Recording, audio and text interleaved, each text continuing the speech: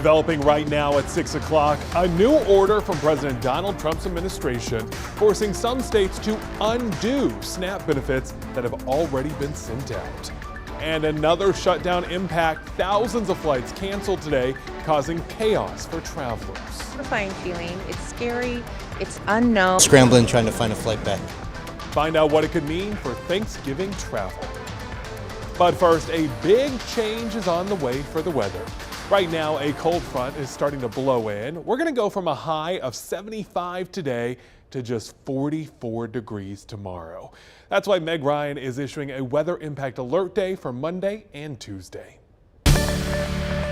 Absolutely. We're looking at the coldest temperatures of the season coming up for Tuesday morning. So those impact days are for tomorrow and on Tuesday. Not only is it going to be cold, but it's going to be windy as well. So that means it's going to feel even colder than what those air temperatures are. And Tuesday morning, we're going to be waking up to below freezing temperatures. So be prepared both in your wardrobe and preparing your home and your plants as well. The National Weather Service office in Raleigh has issued a freeze warning for those counties you see here in purple. Davie County has a freeze watch, and we're waiting to see what happens with our border counties. They're under a different National Weather Service office. But the cold front is actually moving through right now out along it, producing some showers, even some thunderstorms. So heavy rain in a few areas and a few lightning bolts as well. So Davie County seeing some heavy rain heading out of Yadkin County, but for Forsyth County, you're seeing some of that heavy rain as well up in Stokes and Surrey County, and this whole line is moving out to the east. So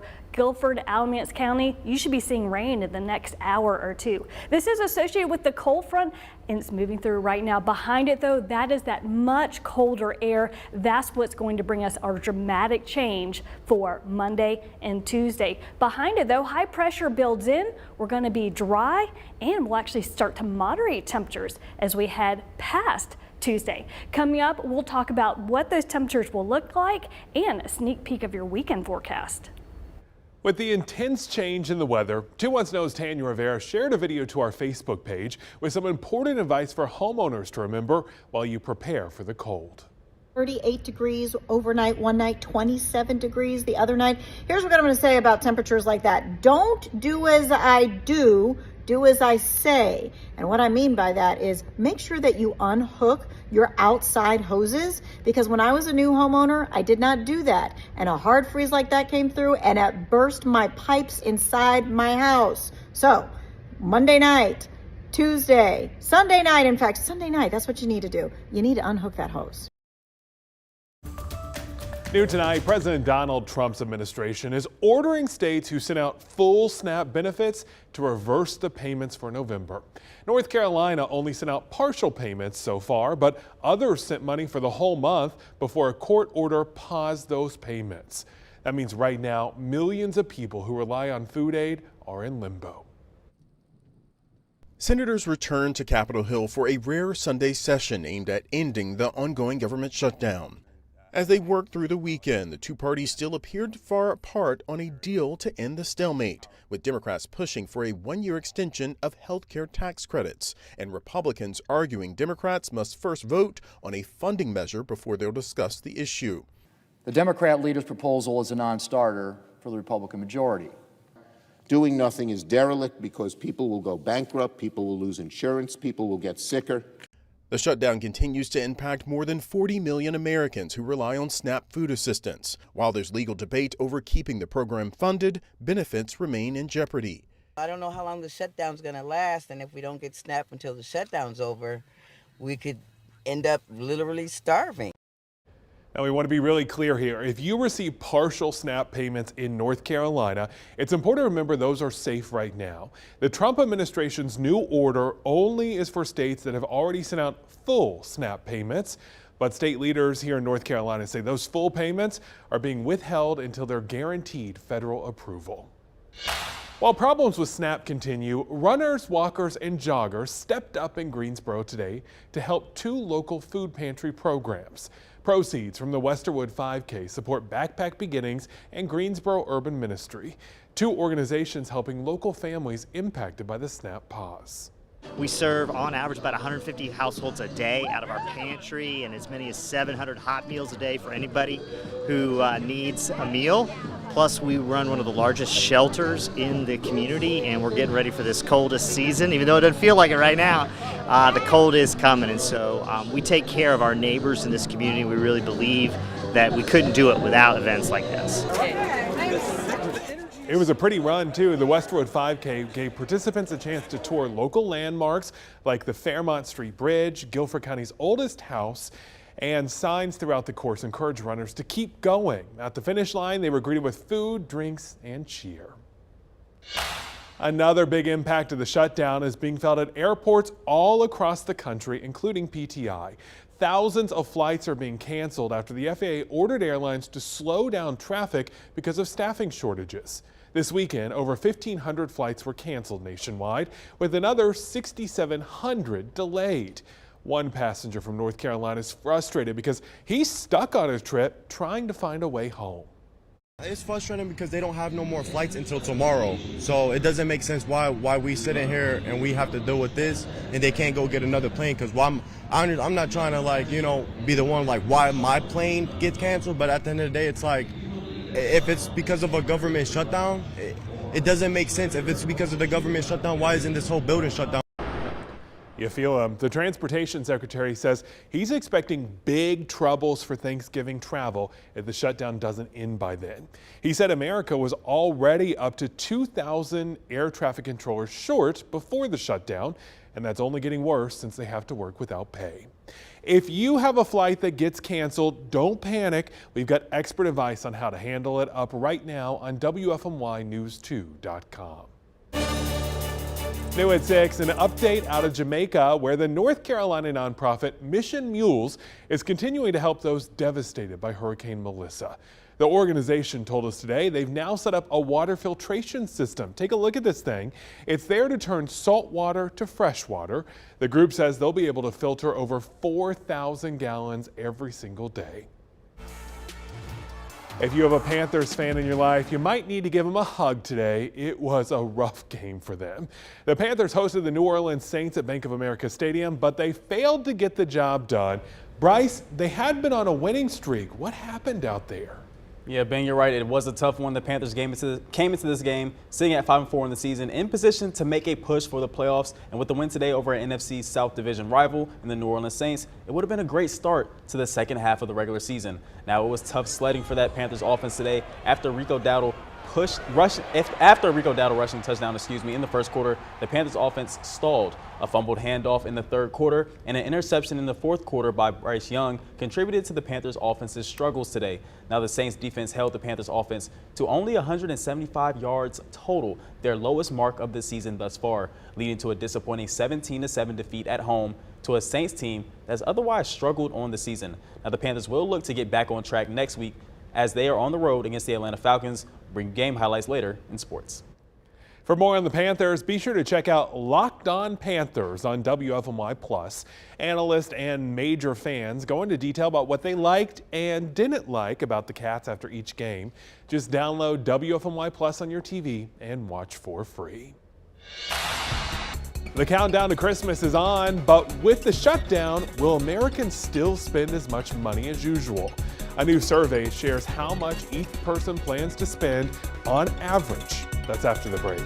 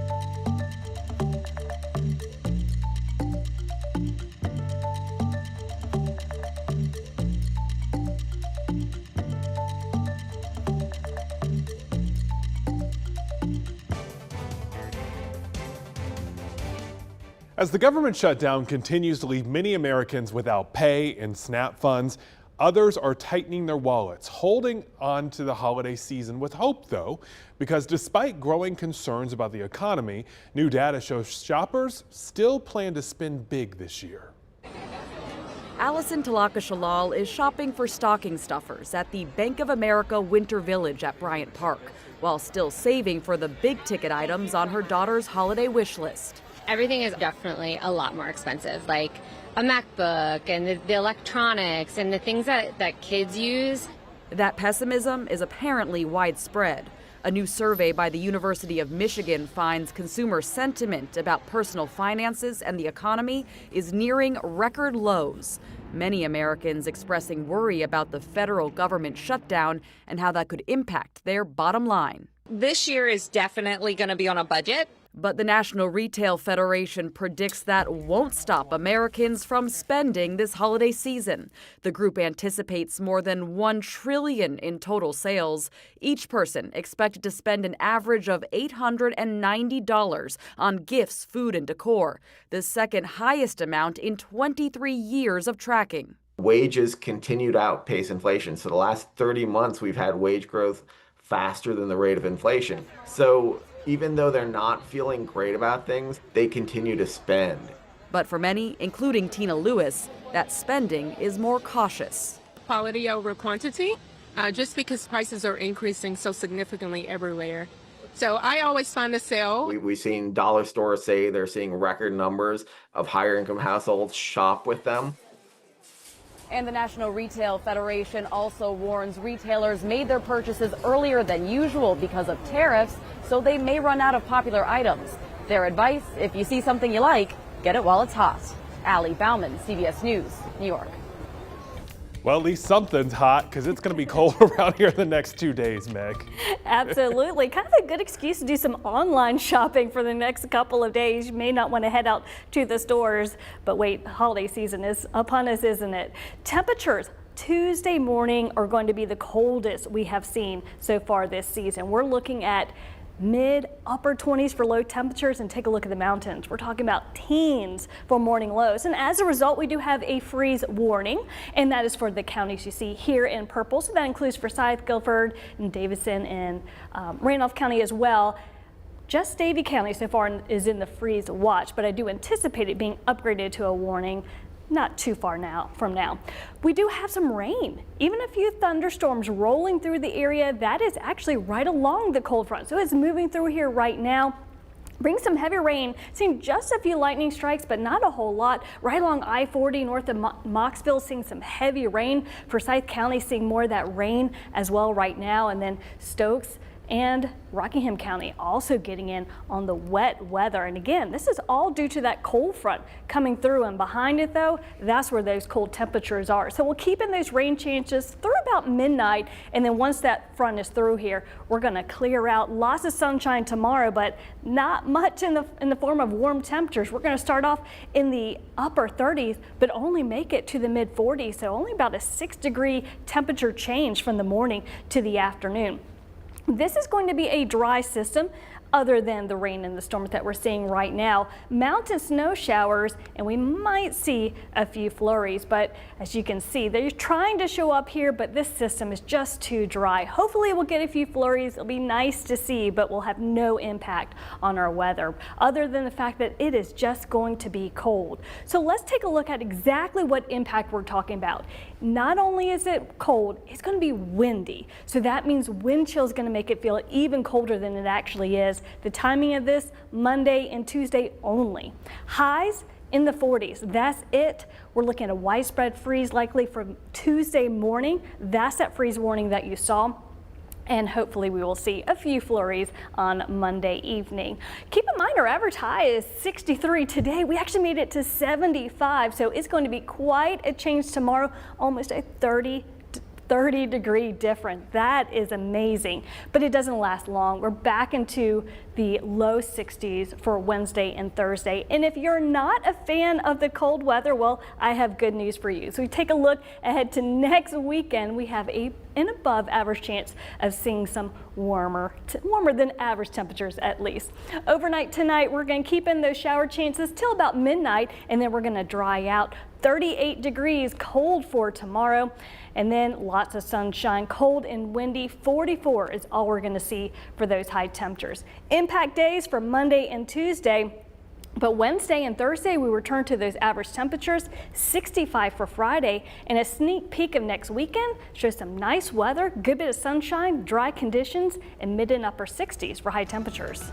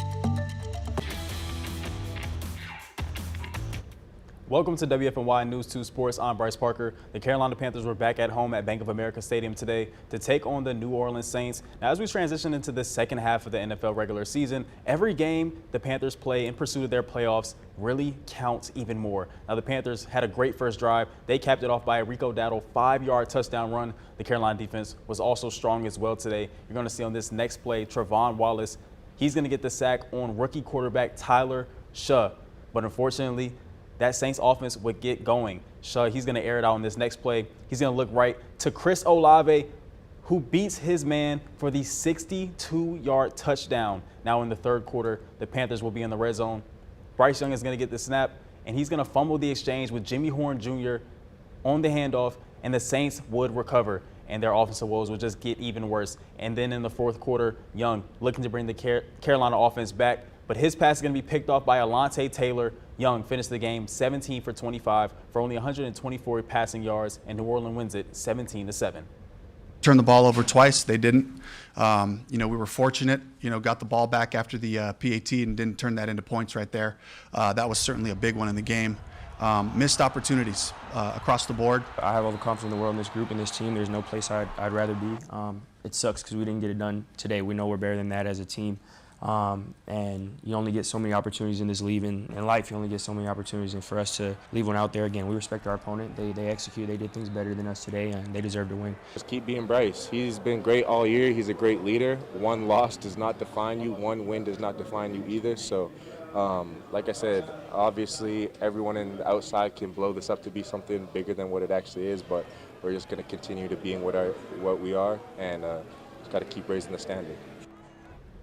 Up next, the Panthers will have a 2-week road trip. Next week, they're in Atlanta to take on the Falcons. Week 12, the Panthers will travel to the West Coast as they will meet up with the 49ers on Monday Night Football. And then on Thanksgiving weekend, the Panthers are back at home. They'll host the LA Rams. Now let's pivot to some hoops. The Wake Forest women's basketball team was in action today at home. They hosted the Hampton Pirates, and they had an impressive showing today for any of the fans that got to make it out with a 77-48 victory. That's 3 in a row for the Demon Deacons. Wake had 3 double-digit scores today in Grace Oliver, Mary Carter, and Raven Preston. Wake will host Mercer next at home on Thursday. And wrapping up sports, number 9 ranked NC State took on number 18 Southern California in the Allied tip-off today in Charlotte. In the final seconds, the Wolfpack gave up a layup, and they would lose 69-68. Zoe Brooks led the game in points and assists with 24 and 6, and Camille Pierre led all players in rebounds with 18. And that wraps up your WFMY News 2 Sports Report.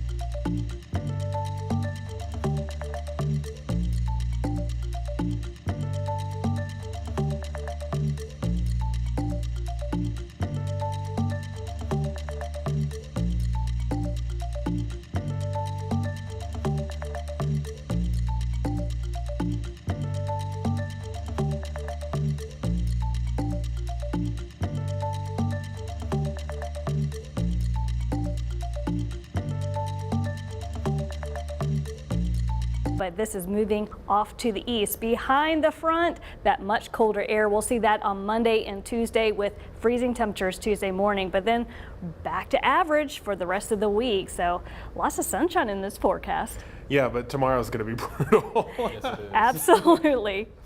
You're from DC, you like cold weather? I do like cold weather when I'm dressed appropriately for it. I love the snow more so, but if it's just cold to be cold and if it's windy, it's kind of tough. Sorry. At least it comes back to warm. That's what we need to focus on. Temporary, yes. We can make it for anything for 2 days. That's North Carolina for you. Have a good night. We'll see you right back here at 11.